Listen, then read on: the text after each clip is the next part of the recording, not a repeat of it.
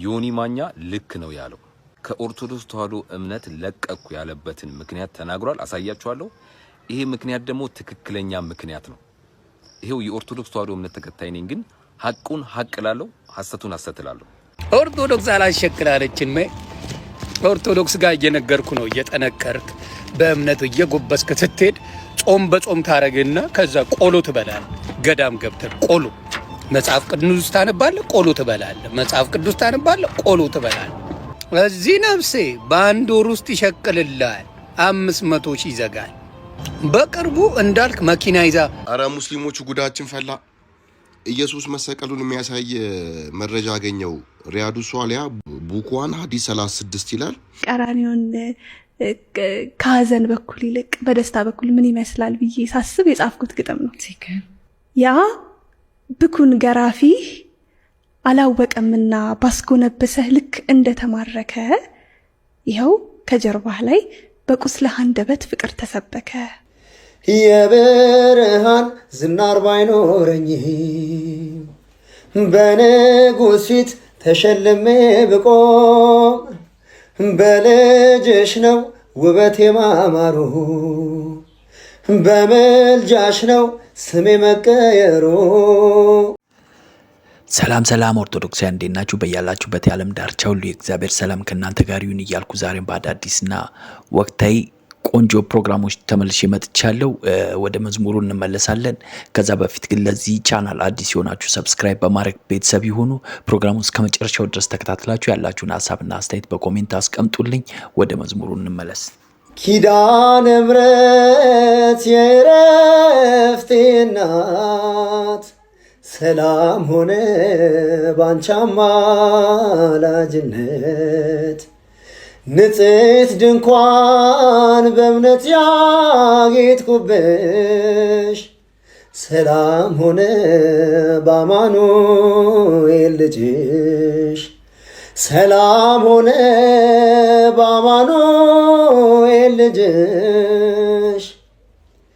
የብርሃን ዝናር ባይኖረኝ በንጉሥ ፊት ተሸልሜ ብቆም በልጅሽ ነው ውበቴ ማማሩ በምልጃሽ ነው ስሜ መቀየሩ። በልቤ ላይ ተነበበ ልጅሽ አሁን ስሜ ተጠርቷል በልጅሽ ከታች በምድር እስከ ሰማይ ድረስ። እሺ ወንድማችን ዝማሬ መላእክትን ያሰማልን። በጣም ቆንጆ ድምጽ ነው ያለው በእውነቱ። ዝማሬ መላእክትን ያሰማልን። እስቲ አንድ ግጥም ልጋብዛችሁ፣ በጣም ትወዱታላችሁ ብዬ ተስፋ አረጋለሁ። የእህታችን የገጣሚ ህሊና ነው። ስለ ጌታችን መድኃኒታችን ኢየሱስ ክርስቶስ የቀራኒዮ መስቀል የተገጠመ ግጥም ነውና አዳምጠነው እንመለስ። ቀራኒዮን ከሀዘን በኩል ይልቅ በደስታ በኩል ምን ይመስላል ብዬ ሳስብ የጻፍኩት ግጥም ነው።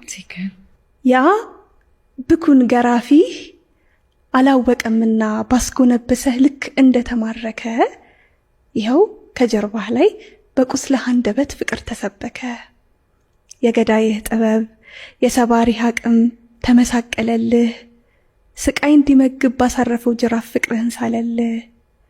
በሰበሩህ መጠን በቀማኞች አምሳል እንድታቀረቅር በሞት አደባባይ ሕይወት ስጋ ነሳ መልክ አገኘ ፍቅር። እሺ ተወዳጆች፣ ወደ አሳዛኙ ዜና ደግሞ ስንመለስ አቡነ ገብርኤል ማዕቀባቸውን ጥሰው በትላንትናው ዕለት አምቦ ተገኝተዋል እና የትላንት ተቀርጾ የወጣ ቪዲዮ አለ። እሱን አይተነው እንመለስና ሀሳብ እንሰጥበታለን። አቡነ ገብርኤል የቅዱስ ሲኖዶስ መሪና የምዕራብ ሸዋ ሀገረ ስብከት ሊቀ ጳጳስ ሞት የመድባለው ካህናት፣ ዲያቆናት፣ ዘማሪያን፣ ሰባኪያነ ወንጌል በሙሉ በአጀብ ተቀብሏቸው ለቡራኬ አሁን ወደ ካቴድራሉ ያን ስለሆነ በከተማም በገጠርም በየገዳማቱ በየአድባራቱ በአገር ውስጥም በውጭም ያላችሁ ሕዝበ ክርስቲያን እንኳን ለዚህ ቀን አደረሰን አደረሳችሁ። እንኳን ደስ ያለን ደስ አላችሁ። እግዚአብሔር ይመስገን። እንግዲህ እንዳያችሁት ነው ትላንት አምቦ መድኃኔዓለም ላይ የምርቃት ፕሮግራም ላይ ነው ተገኙ የተባለው። ለምን በ25 ሆነ የሚለውም ትንሽ ጥያቄ ያስነሳል። ምክንያቱም ከሁለት ቀን በኋላ በ27 የዕለት ሁለት ለምን ምርቃት አይደረግም? መድኃኔዓለም ቤተክርስቲያን ነው። ስለዚህ በ27 ነው ምርቃቱ ሊሆን የሚገባው። ይሄ ትንሽ ጥያቄ ያስነሳል። ነገር የእውነት ነው ውሸት ነው የሚለውን እርግጠኛ ድምዳሜ ላይ መድረስ ከባድ ነው አሁን ላይ። ወደፊት ያው እውነታው እየጠራ ይሄዳል። ለማንኛውም ለዛሬ ያዘጋጀሁላችሁ ፕሮግራም ይህን ይመስል ነበር። ከወደዳችሁ ላይክ ማድረጋችሁ እንዳይረሳ። ለዚህ ቻናል አዲስ የሆናችሁ ሰብስክራይብ በማድረግ ቤተሰብ ይሁኑ። መልካም ዕለት ሰንበት። ቸር ቆዩ።